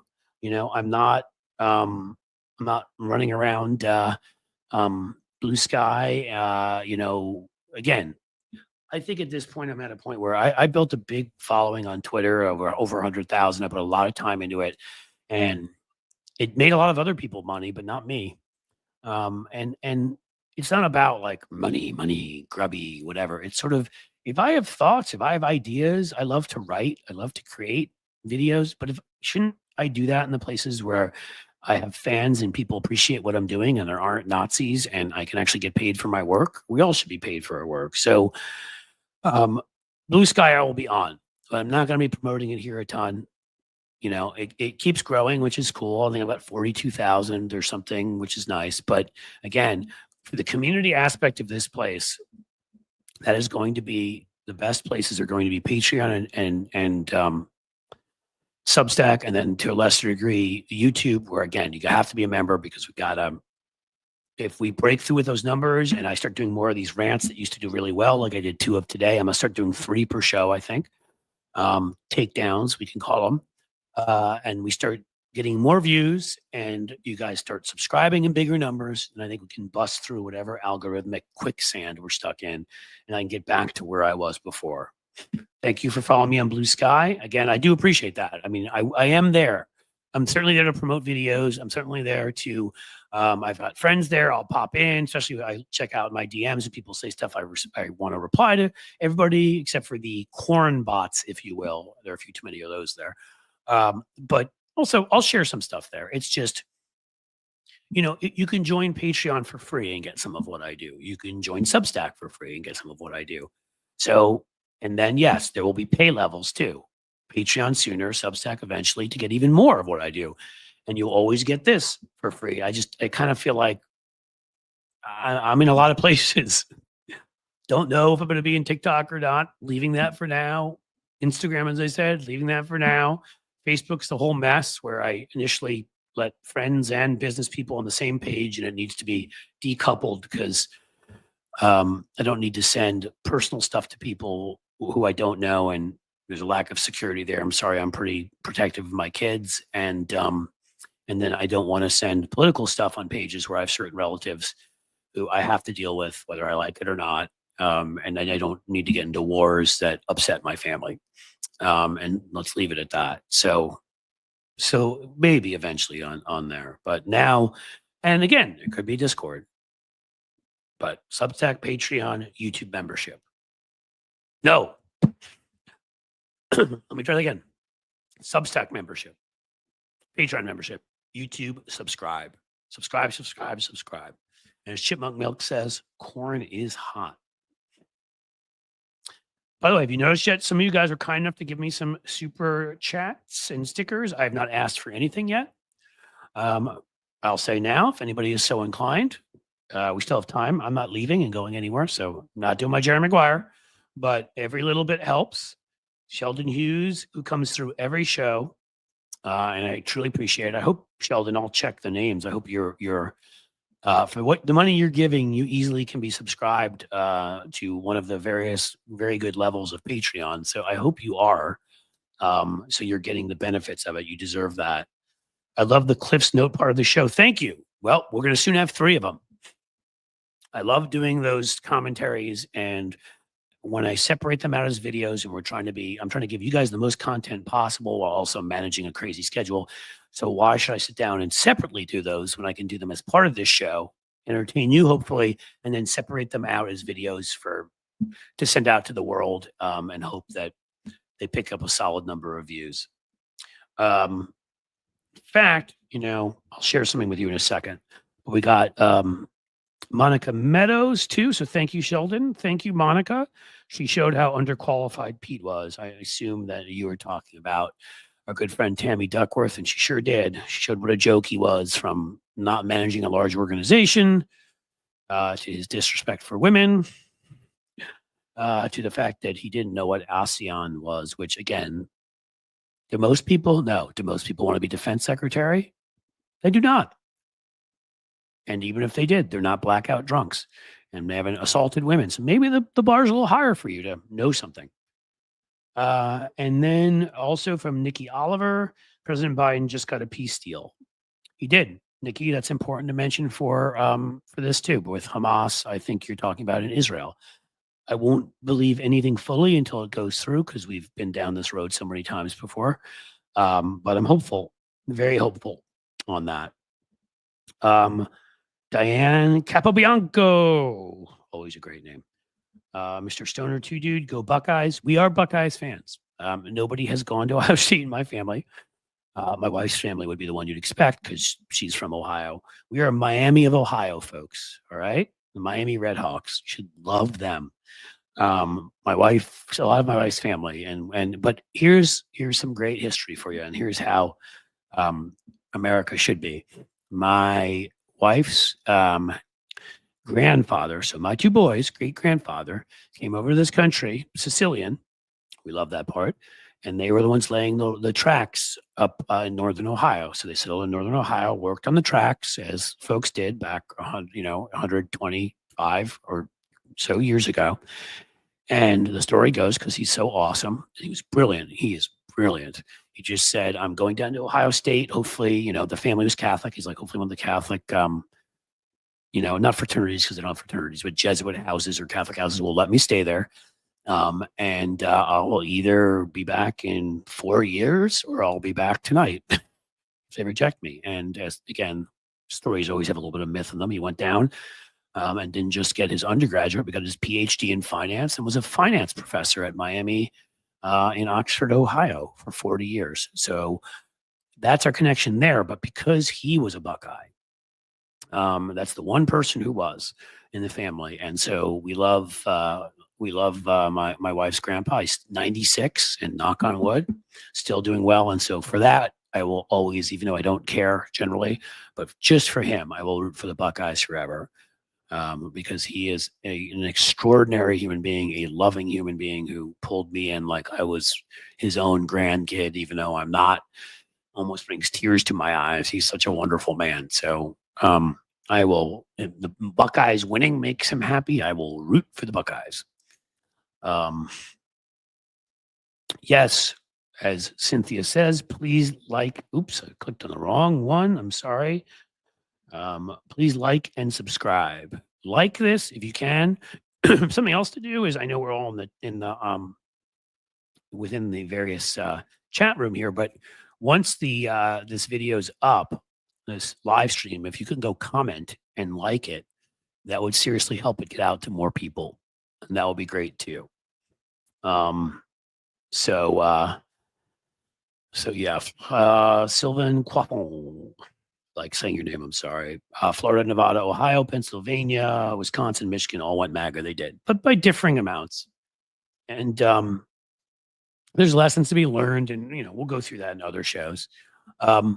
Ohio and Florida, if we're just going to be, and I know you guys don't mind this, if we're going to be brutally honest, somebody did an analysis of that thing I can't say, that thing that rhymed, that people got that rhymes with rovid, where people didn't want to protect themselves from it. And they saw that at whenever they did that study, I don't remember what the number was in Florida, it was big, but a net 18,000 more Republicans had died due to their anti-vax behavior. Well, that number is going to grow. And then you're going to add in the fact that to own the libs, these folks especially up in the mountains in Appalachia, but in these rural areas, smoke, eat horribly, refuse to exercise, demand they still be able to be in their coal mines. I mean, it's one thing after another. Their lifespan is going down. Okay. I would rather they just acted like smart people, took care of themselves, and voted the right way, and voted for the future, and voted to take care of their fellow humans. But they're choosing to do this, and they're killing themselves, and I'm not doing it to them. People like J.D. Vance, who claimed he cared about opioids and then brought his sham foundation into Appalachia, who's on the board of that? Why, a member of Farmer. More customers. Opioid abuse too. Well, so in places like Ohio and Florida is a little tougher case because a lot of right-wing Northerners moved down there because of the lack of restrictions. So Florida may be in bigger trouble, but they didn't move here for that reason. And so the issue is always the cities and suburbs versus the rural areas. And Donald Trump has a hold on this population here because his trade and immigration crap plays particularly well, especially in the northern half of Ohio. It's been deindustrialized. Sherrod Brown, as I've said, should run for that open Senate seat. He can win without Trump there. So what I'm saying to you overall is 5 to 10 years from now, hopefully sooner, we've got people coming in from out of state because, Cleveland Clinic, Ohio has like the second best or best children's hospital in the country. We've got professional sports teams, even if they don't always play like it. We've got great top of the line arts and restaurants and all of that in cities that are really punching above their weight class and doing pretty well. And as people are chased off the coast because of price, they're moving further inland. They started with Pittsburgh and some places, and now there are people arriving in Cincinnati, Cleveland, and places because they can't afford to live on the coasts. I think when you combine all of that, and Procter & Gamble here recruits people from outside, this is still their hub, with folks, sadly, but they chose to do it, dying at a younger age in those Republican areas, I could actually see this place becoming a swing state again. It just may take a bunch of years. So there is hope here. I think there's a lot of hope in Nevada if we get back to talking to people the right way. I think if we talk to people the right way, Pennsylvania, Michigan, and Wisconsin, again, part of that Trump phenomenon, I think they're going to have a hard time repeating that. And we need to talk more about economic issues to folks and respond harsher and get our own media information ecosystem out there to them, and a number of things we did wrong. The only one I'm not as sanguine about there is Florida, just because all of those Northerners who moved down there. But maybe once Florida becomes somewhat of a failed state, once insurers won't insure anybody on the coasts because of the hurricanes, and they're not allowed to say climate change and DeSantis and the mismanagement, maybe some of those folks will leave, and Florida will indeed become, because I've read stories about that, some of the right-wingers that moved down there, and then FAFO happened. They couldn't get their houses, excuse me, insured. Give them a drink of something, some good Gatorade for the soul. Maybe they couldn't get their houses insured, so they moved back. So maybe there's hope in Florida too, and that we really need to be talking to some key voting groups, Latino men and younger white men and others that moved away from us. And really, we don't have to give up on any of our beliefs. It's about talking to them about stuff that that's cool. I mean, I'll be quite honest, as somebody who was once a young white guy, talk to people about things they want to hear about. Don't lecture them and tell them all the time that they're wrong about this and they're wrong about that. I mean, obviously sexism, racism, yes, but find common ground. It's not that hard. Bring them in show them the things that right-wingers are doing to them. they're hurting they can't buy a house because of them, how they're hurting their ability to have a job, and how inflation is going to fly under Trump and whatever. I think we can bring those folks back in. I want to also thank, I have 5 of these now. Lefty Gramps, again, always coming to you. Ohio has lost until gerrymandering is gone. That is a large part of it, yes. I still think off-year elections, I think Sherrod Brown can win. I think you're right. It takes a couple points off of the top for us because a lot of people don't think they have a choice of anything and don't turn out to vote on the left. And that's why that was such just a sham, that piece of crap. LaRose took the anti-gerrymandering thing and lied. I mean, blatantly on the side that was used language on the side that was pro-gerrymandering to make it seem like it was anti-gerrymandering, and they put money behind it. I mean, a lot of us are furious about that, but we'll try again and we'll do a better job of stopping this schmuck, this jack-in-the-box loser from pulling that crap again. I mean, so loyal to a movement that he came in 3rd behind J.D. Vance and Bernie Moreno a couple of years ago when he was running, for the Senate seat. Came in 3rd behind the guy that had gone to the dating site for young men you want to have fun with, Bernie Moreno, now our senator. In any case, LaRose sucks. I think that we can make some improvements while the gerrymandering is in place. But yes, we absolutely have to get rid of it. And that means we have to prioritize and have our people step up with real money and real grassroots efforts to win those Supreme Court seats back and declare them this unconstitutional as they did before, but enforce it. When it wasn't done, there was one other state, I don't remember, when they wouldn't rewrite the lines. I think it was Wisconsin. They said, fine, you guys won't do it. We're going to do it. Why? Our Supreme Court said, you need to rewrite the lines, but then kept giving them stays as they kept finding them in contempt of court. So they would change it a little bit in our favor and then walk away. Change it a little. They ran out the clock, and then they won the Supreme Court seats back. In the end, it got us Greg Landsman down here. It did help us win one additional seat, but we were supposed to get 3 or 4 seats out of that in the state house too, state senate. No, that you're absolutely right, Lefty Gramps. We need it. If we get rid of gerrymandering and those other demographic changes happen, I'm talking about. I mean, again, I'm not saying there's going to be a blue state, but this could be a lean 3-point Republican state, and we can win lots of stuff in a lean 3-point Republican state. I mean, Republicans just did in some states that were either equal or were lean 2 or 3 point. I mean, Michigan's a lean 2 to 3 point Democratic state. Think about all the women they elected to every position, won back both houses of the state legislature, and everything. And then Trump came in and won. So if we can become that on the right, we could win plenty. We can win back the state house or state senate. We can win the governorship. That's what we need. And then Jimmy Jins with a $5 super chat. Thank you. This super chat is for nothing more than to support Cliff and his family, Bob Ferguson for president in 2028. Well, it does support me and my family and allows me to do more of this stuff. So all I can say is thank you, because I like doing this. And again, I hate doing it. I mean, if you all understood, thank you for that, by the way, Andre. I'm just seeing that. Wow, at 96, what an amazing life. He's my grandfather-in-law has had such an amazing life. It's hard to even sort of get into it, right? Coming over here as an immigrant and family working on railroads and ending up with a PhD and teaching at a major university for 40 years and creating this large family. And he's a national treasure is what he is. But Diane, I can answer your question very easily. Got to take off. Lefty Gramps, thanks for being here. We'll see you again soon.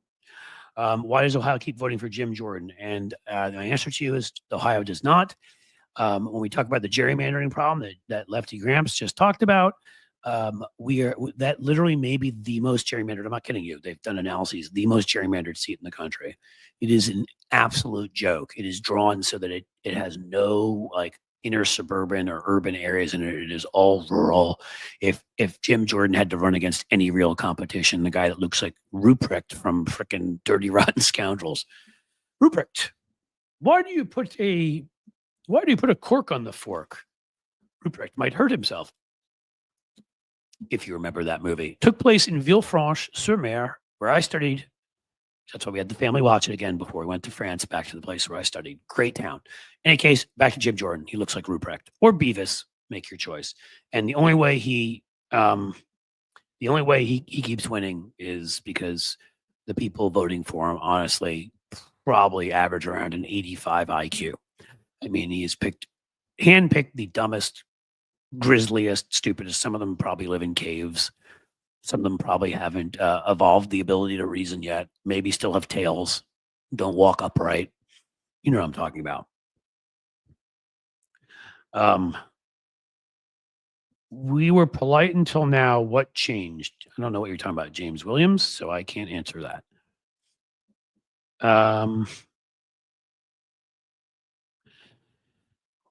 Where else are we? Wow, we've been crushing it today. I haven't looked at the time once just because it's been fun. I think those 2 rants are helpful and it gives us a lot of topics to talk about. So that's why I'll start coming in with 3 for tomorrow. And I have a guest who has tentatively said he will be here, and he is awesome. A terrific writer, columnist who should I tell you who it is? Should I tell you? The problem is if do I see Twitch? I don't see Twitch right now. I go there sometimes. Is there something cool going on Twitch, Epigirl, that I should see? In any case, should I tell you guys who's going to be here tomorrow? Will you come by? If I tell you who's here tomorrow, will you come by anyhow? In any case, he has not. You can check your email. I'll give you all kind of rant topics. Well, good. I will. I'm happy to have people share them. There will be plenty because, again, I used to do a lot more of these. I'm getting back to this. There are people that just need to be torn apart. And I don't usually just tear them apart myself. I watch for good Democrats or good media members, people that do their job in the media and aren't both sides or whatever to do it. And then I will jump in and add my take on all of it and also tear them apart. 2 for the price of 1. That's my most fun, to me, kind of takedown, let's call it. The Cliff's Note takedown. Do I think there'll be elections in 26 and 28, Evergirl? I do, actually. I think Trump is going to be just incompetent enough, and I think just enough people will stand up and ensure that stuff happens, that we don't end. I think he will try to sway them as much in the Republican direction. I think in Republican states, it's going to get even worse, harder to win because of what they're going to do. I think they're going to do kind of an Erdogan kind of thing where they, and maybe they can't get away with that even as much, where they try to tilt it as much in their favor. But Orban and Erdogan have both lost certain elections, local elections their parties have lost lately. So, I mean, they are beatable, and Trump will be very. And I think by then he'll have blown everything up. Hopefully not all of us, but destroyed enough things. The economy will sadly probably not be in good shape, and he'll have offended enough groups of people that he will be unpopular yet again. So, all right. Well, I guess nobody really was interested in who I'm having on tomorrow. So I guess it'll be a surprise. Hi all. I just subscribed with this profile. Cool. Subscribe to hopefully the YouTube. Again, subscribe to YouTube. Subscribe. The only way I'm going to defeat this algorithm, it's like a war. It's a battle. You know what it is? It's a fighting war. Did you hear when Pete Hegseth said that? President Trump has told me that we must have a lethal force and a war fighting force. Is a war fighting like a talk saying force or a walk moving force? Is it what is a war? These people are so stupid. War fighting. Is that a game? I like a lot of people here like surprises. Cool. Somebody said who? People said I like surprises. Whoever puts the most in there, he's a pretty cool person, and I'm sure you're familiar with his work. And if you're not, you will be because you have to be, because he's one of the most honest columnists out there writing about politics from a liberal perspective, always with truth, always with facts, never with both sides, always calling it like he sees it, and is able to do that, and is very, very important. Trump can't fight himself out of a McDonald's bag, no. Or really just the seeds out of McDonald's that I'm sure he gets stuck in half the time.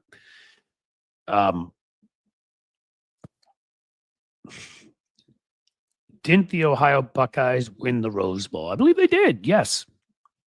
They had lost to Michigan earlier on, which is very difficult for my grandfather-in-law, but they did beat Texas. So, you win some and you lose some. What else you got here, guys? So I asked for names before of some of your favorite butt kickers. You gave me a few. How about this? I as I told you, I'm going to add to what we do here. I have right now a couple people. They are famous enough that some of you will know of them. They're among the rock star variety, one or two actors, and one of the more famous sportscasters. Some of them might be able to talk some politics. A lot of them, though, would have to come on and just talk. And it wouldn't mean our whole time here. We would talk politics the other times and then just when they were on. What's everybody most interested in? Oh, let me know. Also, a few comedians that I know. So what kind of individuals would you like me to interview? I've said a columnist tomorrow, but I can reach out ahead of time for next week, the week after, and start seeing about a few of these people. Let me know. Come into the comments. Tell us everything.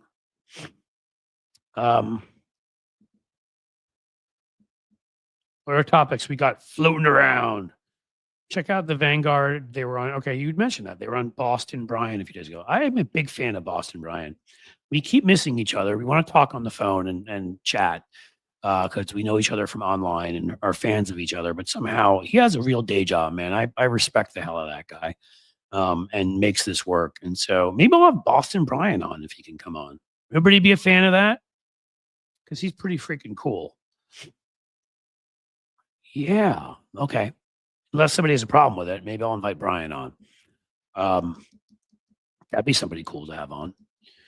Seska needs more attention and you're hilarious together. Okay. You have to understand, Epigirl, I try to get Seska on here. Man, his thing against, and he says it out loud, so I'm not giving it away. He said it when we were together on Hal on Monday, that he's like the only one holding out against doing live and doing video. He's like, I just, it's like he started doing an audio, podcast before most people knew what the word podcast meant. He was doing like 12, 15 years because he was not old as in old. He was a radio guy. So he does a great podcast and he has a loyal fan base and whatever. He just doesn't like doing this stuff as much. And he always is editing. So I keep seeing people saying Boston Brian would be great. So I'm going to reach out to him today for next week. That'll be one of the people I reach out to, I promise. But Bob is always editing Tuesday, Wednesday, Thursday. He's like editing his videos right after. And so that makes it more challenging. His audio podcast on these days. Like he's got stuff he's doing.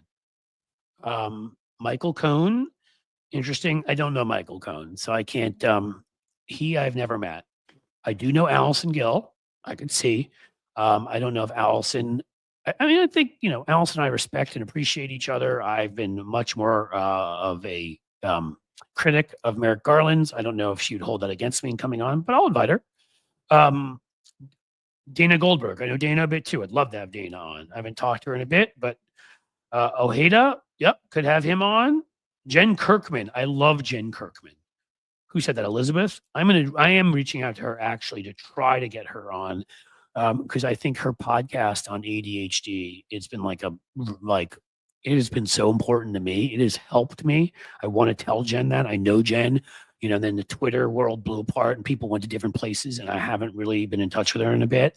I was once going to go on her podcast on ADHD because, I want to be helpful to people about this stuff too. But the stuff she's brought on that has been amazing. And I'd love her to come on here and talk. Maybe she talk a little bit about her past career as a comedian, career as a writer, and then the ADHD podcast, which I love. I've seen two people say John Fugelsang, and guess what? I've got some great news for you. He's already been on. If you go to either the past live streams on my YouTube channel, or you go just to my videos, you will find the full interview with John Fugelsang. And he, of course, will be on again. I was on his show last week. Last Thursday night. So John's a good friend. So John, you can be sure is coming on. Jen Kirkman, I want him badly. Sherry Jacobus, we had on. That may be even my first guest. Sherry, promise you, we'll get her on. The only two you've had so far is I can't guarantee Allison Gill just because I don't know Allison. She follows me. We've talked in the past. I don't think she holds it against me that we do disagree on Merrick Garland because John Fugelsang goes on one of her shows and disagrees with her. If she doesn't, then I will be happy to have her on. Michael Cohn's the only one you said that I literally have never said a word to in my life. I do not know Michael Cohn in the slightest. So somebody knows him and you want to hook me up. Jody Hamilton, we had her on a week ago. I'm going to separate out that interview and we're going to put that up separately. We played that a few times. I love Jody. Jody's going to be on here a number of times. T-Rex, okay. T-Rex I know quite well too. Rude and I have talked about it, actually. We literally discussed it. The problem is, as you know, if I have Rude on, I have to just accept that one's being entirely demonetized. And we're just, because he's like, yeah, I'll come on, we'll swear a lot. And I was like, all right. Allison is evolving on Garland. Interesting. All right. Well, we'll see. But Jody will be back on, I can guarantee you. Fugelsang will be back on, I can guarantee you. Seska will be back on, I can guarantee you. I will get him to agree, even if it's only 20 or 30 minutes. I'm going to make his ass come back on and tell him that you guys asked for him. Trey Crowder. I love Trey Crowder. I find him hilarious. I do not know him. So, but I do know some common people that know him. Malcolm Nance. Well, we had Malcolm on already. Malcolm's a good friend. He'll be back on too. Kimberly. If you're referring to Kimberly Johnson, I would love to have Kimberly on. Kimberly has, I understand fully, and I don't know what she said publicly and hasn't said, so I'm going to hold back. But let's just say, I think, like some of us, I was told you I was saved from being kind of in a bit of depression from when I went to France and all of that. Kimberly, the results of the election, really hit her hard the way they hit me hard. Is Nance suing the New York Times? He may be. I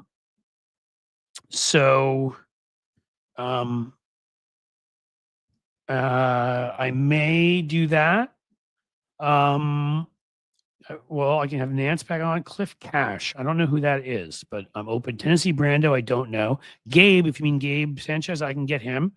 Another one, Keith Oberman, I do not know, but the famous sportscaster, as a hint, who I told you I do know quite well and has agreed to come on, used to be part of that whole big crew that made SportsCenter famous. And so we will have, maybe through him, I can get Keith on. I don't know Keith personally, even though I did go on Countdown once back in the day.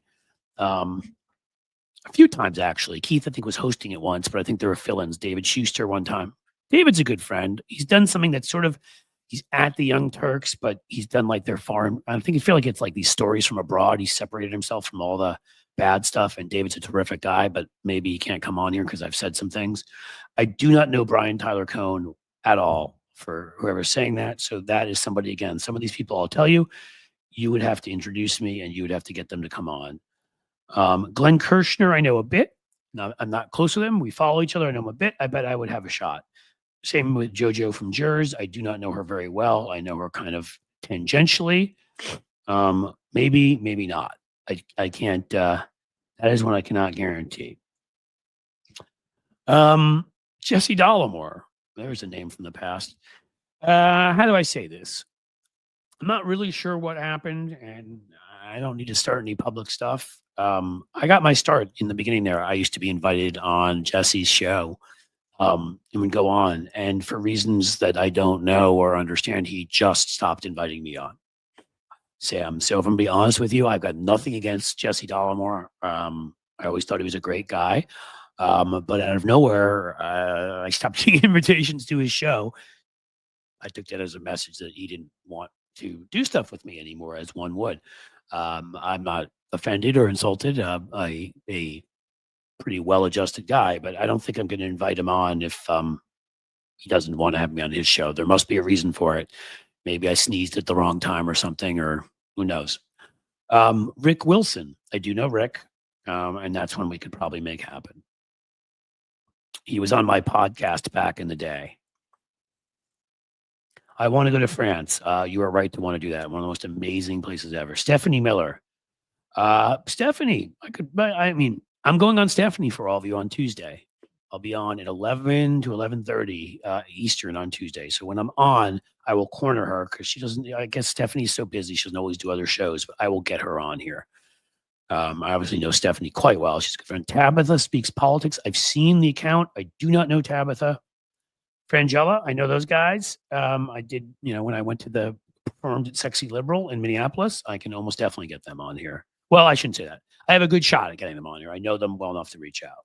They may not want to do it, but I can try. Any of the Pod Save America guys. Do not know one of them. Do not know any of them. And they have never invited me on. And again, I'm not offended, but just don't know him. If I meet him, I'll have him on.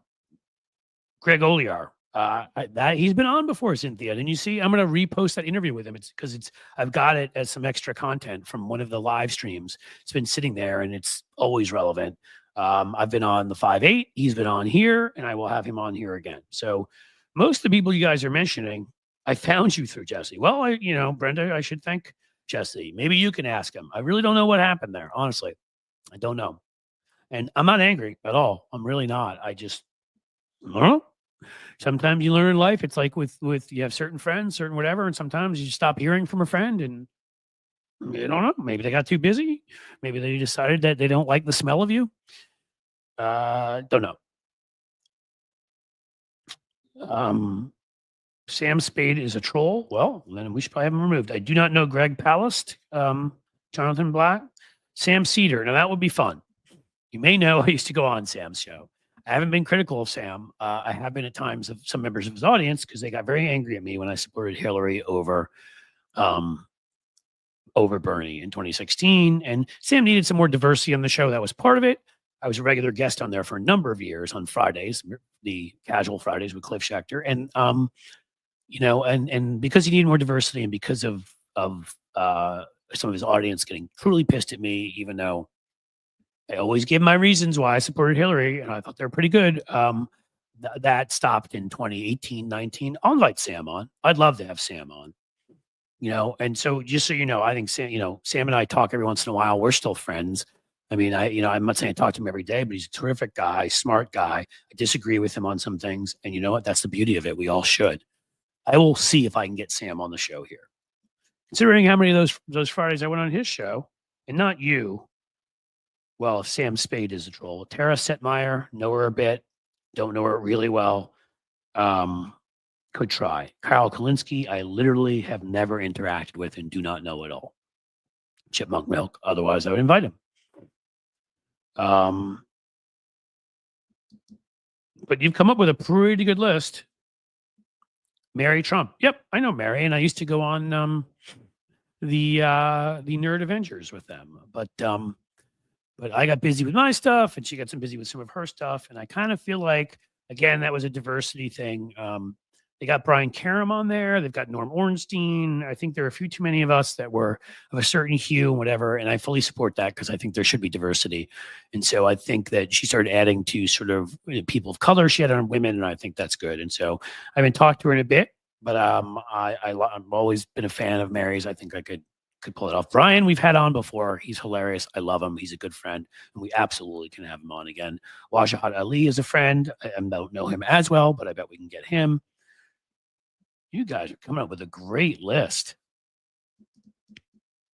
But okay, we've come to the end of this part of our program, I think. What else, what else do we have to say before? We'll you've given me a list here. I'll go back through this. And we can see.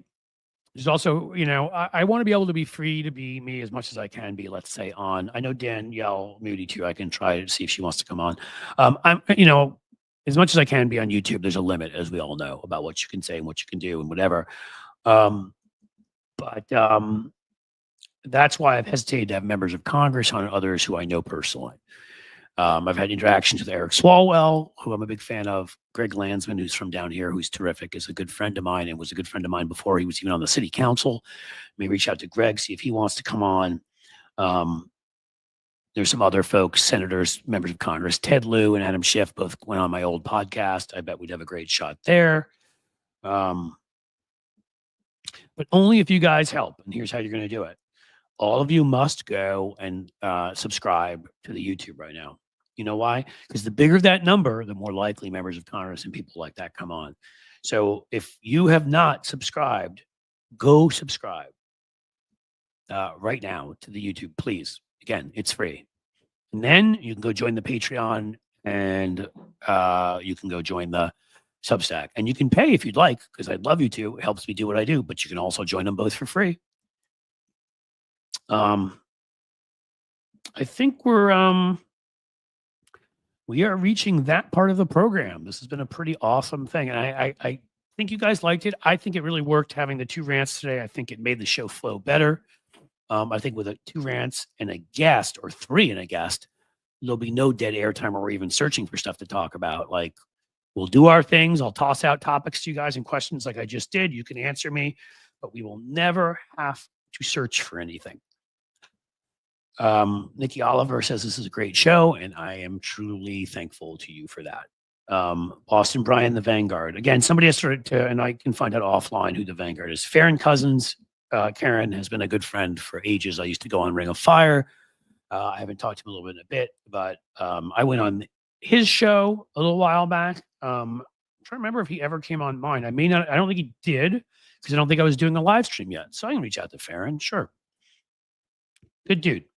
And I've hung out with him. We used to, when I used to go to these conventions, lawyer conventions. He works for Mike Papantonio, you may be familiar with, and I used to go and do PR for some of them in Vegas. So Grumpy Cat says, thanks, Cliff, for the awesome show. Thank you for thinking it's an awesome show, and thank you for being here, because this could not happen without all of you. Call in your favors, Cliff, Chipmunk Milk. I will. Again, I told all of you I was who I know, who I don't know. And, the thing is, we'll get to the ones I don't know eventually, because I want to have a wide variety of people. But when there's such a big list of the folks you mentioned, your Brian Karams and John Fugelsang's and Sam Cedars and whatever, some who've been on, some who haven't, and some of them may say no.